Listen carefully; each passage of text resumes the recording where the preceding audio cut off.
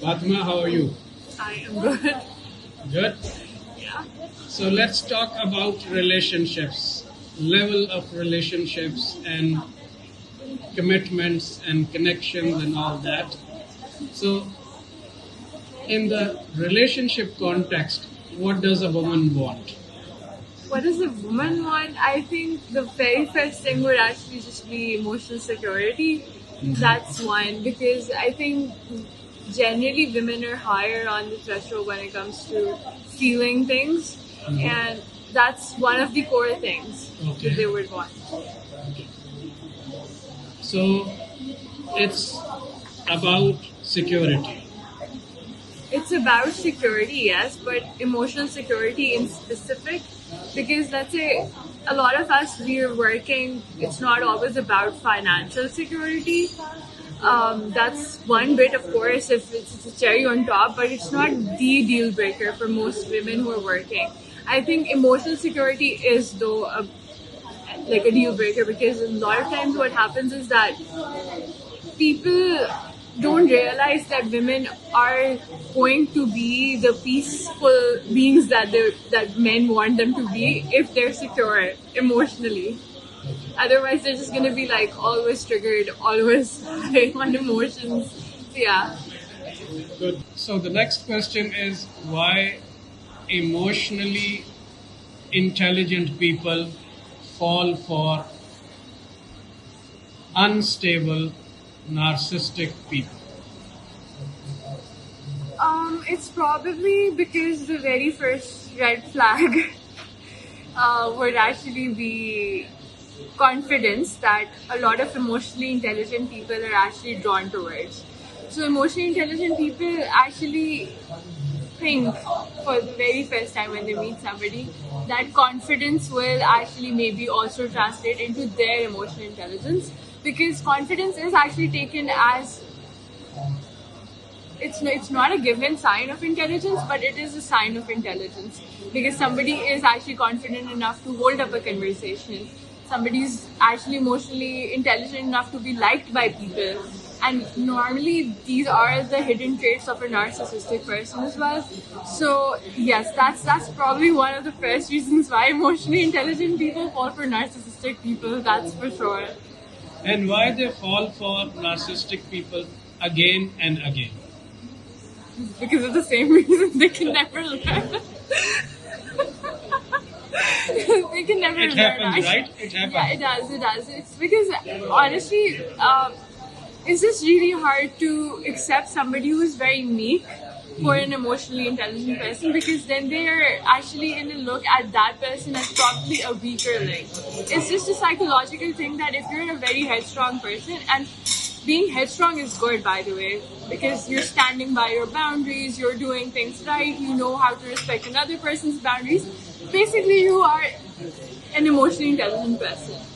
But when you meet somebody who's just meek and like an underdog, basically, just not somebody who's showing up confidently, you're not attracted to that person. That's because you're just like, this person might not even know how to handle somebody as headstrong as I am.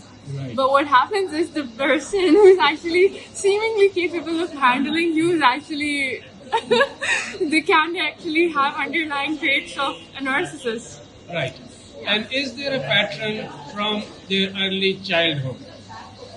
Who's A person they are looking for, they are trying to be in a relationship with, is something to do with their early childhood, some experiences.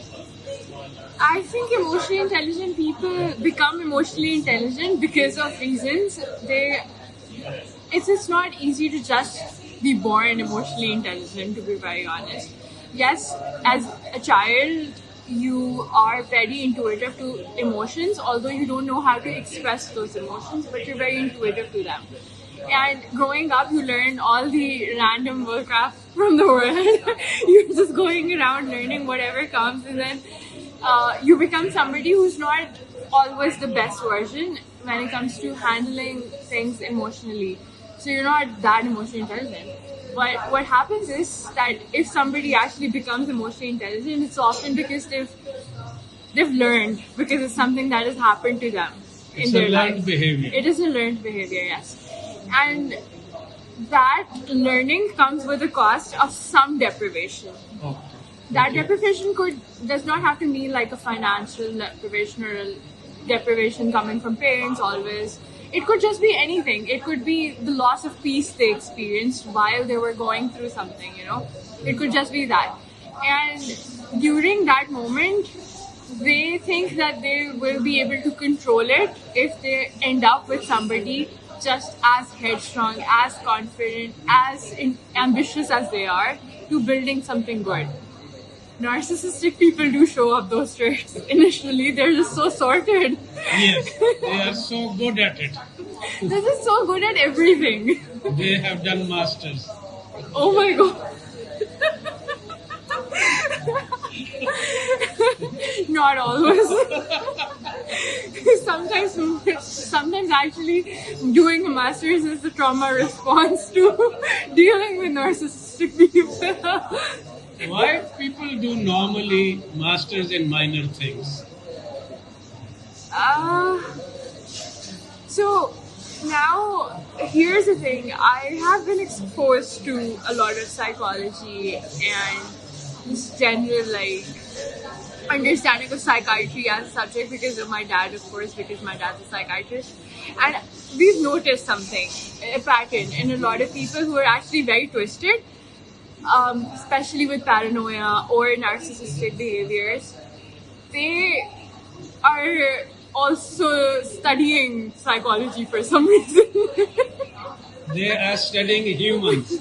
They're studying that specific field Right. of studies just so they're able to do it better. Yeah, they are not going through the textbooks. They are actually experimenting the learned I think things. it's actually like a coping mechanism where they're like, if we are going to learn these things better, we'll be able to do it better.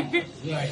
So it's actually like a counterintuitive thing. So they're not doing it because they want to actually apply it on themselves and do better for themselves. They're actually learning it so they're able to control others better. So the next question is betrayal a sudden act or the final act? Where you come to know of it, is that, or it's been going on and you were ignoring those red flags? So betrayal and red flags are two different things, I think.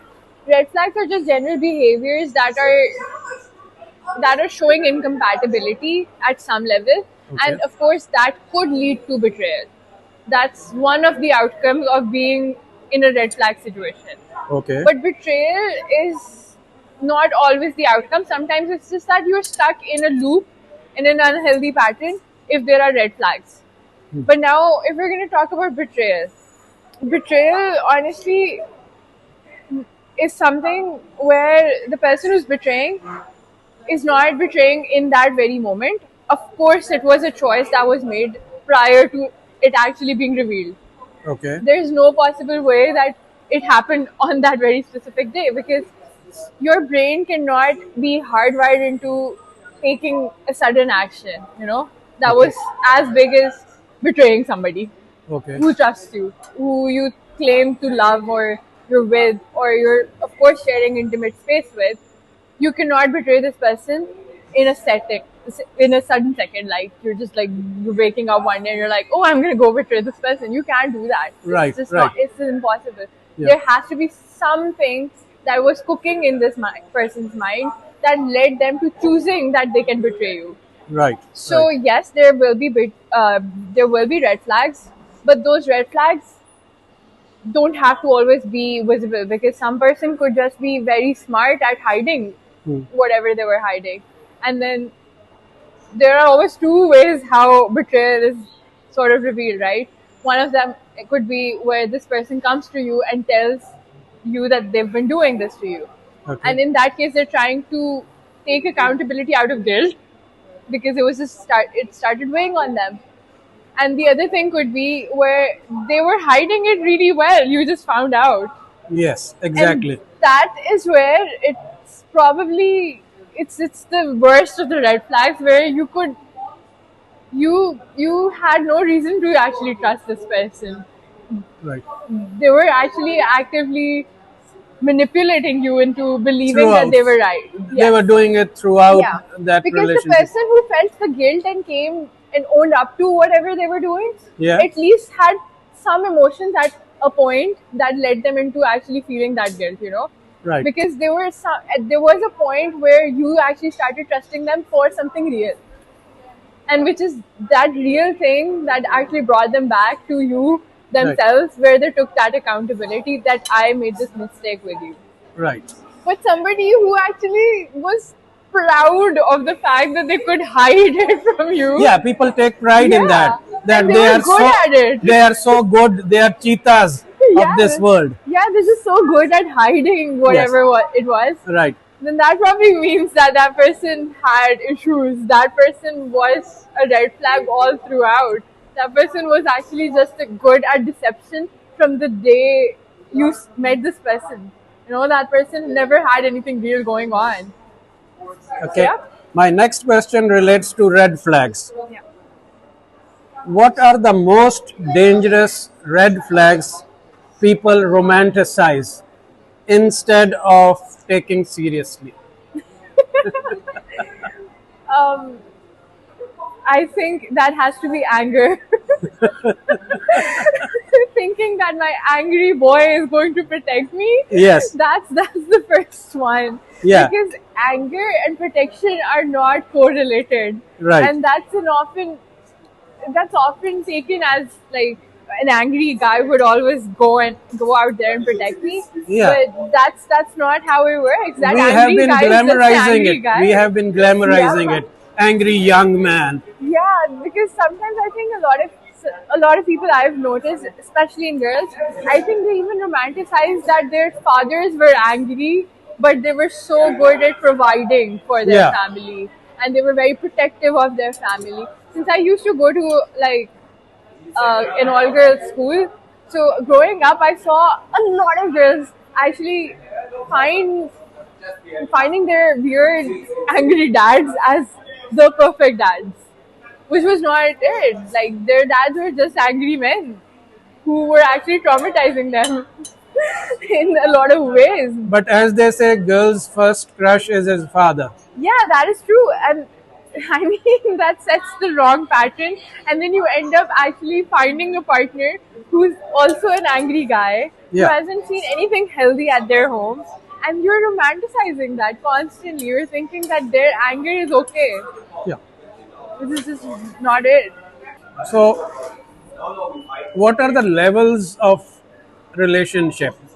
For me, the first level is fatal attraction. You see someone and you like that person, then you want to be with that person, and then you cannot live without that person. Okay, so I think the living without a person thing is actually a myth, because that's just stupid. You can live without anybody. What if they die? You Yeah. will continue living. Yes, So that's a very pragmatic approach, I must say. you will continue living. There is no way you will stop living. Right, after all, he is a human being, not an Yeah. oxygen. Yeah. Yeah, exactly. That person's not water.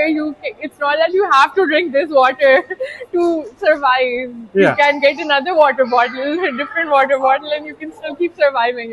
Okay, so now I know Gen Z refer to people as water bottles. Funnily enough, because I have one around me. Best of luck with your water bottle. Keep it handy.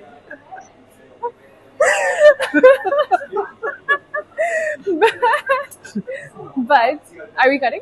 Yeah, we're going. No, okay. So, water bottle logic put aside, but I generally think that the can't live situation is actually trauma bonding. It's not that you can't live with a person without a person. Sorry, you can actually live without a person, but the problem is that you choose to be with this person, and that's just how a healthy relationship should be, where you know that this person has their pros and cons. They have the good side to them and they have a bad side to them. The honeymoon phase is over now, where you were just swept away by maybe their looks or maybe their personality or whatever it was, that the first thing that you actually liked, that is now diluted, because now you've also seen the parts where they're angry, where they're messy, where they're waking up and they're ugly.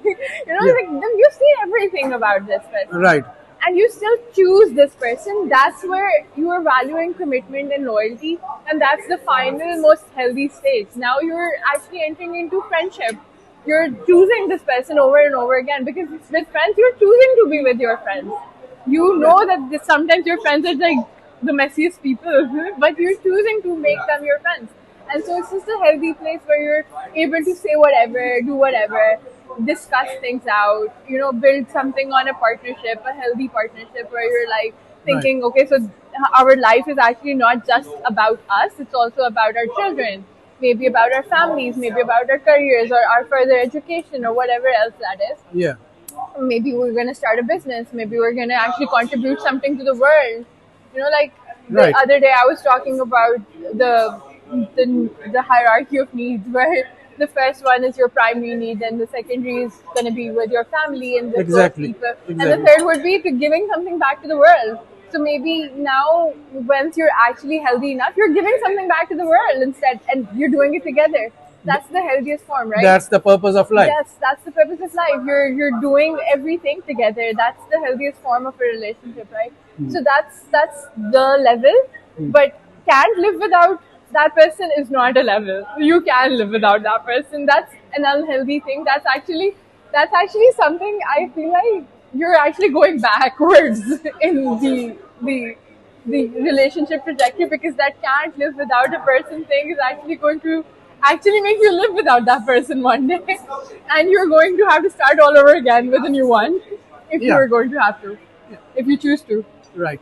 Why we see so many people, so many couples living in a relationship but not asking the inconvenient question that is about commitment? Why are they afraid of asking this very, very important question? Being exclusive and being made for each other, that kind of questions. And they continue to live in a relationship and avoid this question. I mean, honestly speaking, so I don't know. I think it's because wherever there's the lack of exclusivity and then there is no question around it, it's generally because both the parties are still out there exploring. And that's like more of a situationship.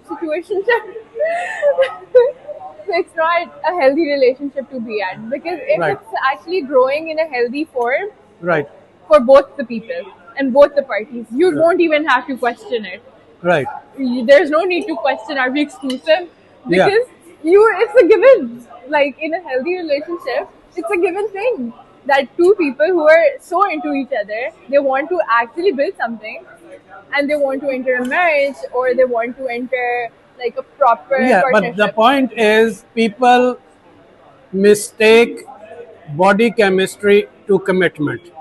One is the connection and one is the commitment. I don't even think there should be physical intimacy until you're actually very sure that you trust this person with your entire life. And entire life means just the ability to spend, not like dump your traumas and stuff on that person, but just like with the fact that this person is safe enough for me to be there. So I don't think there should even be physical intimacy before that point. If you're just going into something because of physical intimacy and expecting something good to come out of it, it's probably not going to happen, because it was actually driven out of infatuation. It wasn't driven out of a healthy progression of a relationship. Exactly. People normally get close to each other hoping that it will lead to commitment. But that's just chemicals reacting inside your body. That's actually not a healthy progression of a partnership. Right. Which is also very important for a commitment, because you commit to the thing that you invest in. Right. You invest into it intellectually, you invest into it emotionally, you invest into it financially, and that is what builds a healthy partnership, you know.